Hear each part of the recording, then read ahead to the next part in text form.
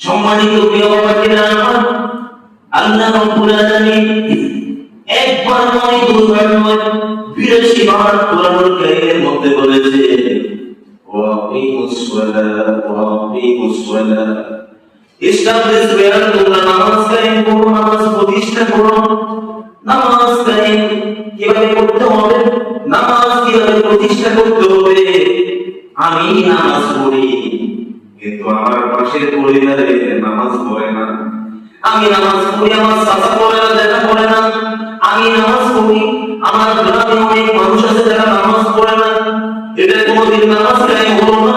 নামাজ কায়েম হবে তখনই যখন আমি নিজেও নামাজ পড়বো এবং আমার সমাজ, আমার গ্রাম, আমার পরিবার সবাইকে নামাজ আমি কনফার্ম করতে পারবো। সুবহানাল্লাহ বলেন।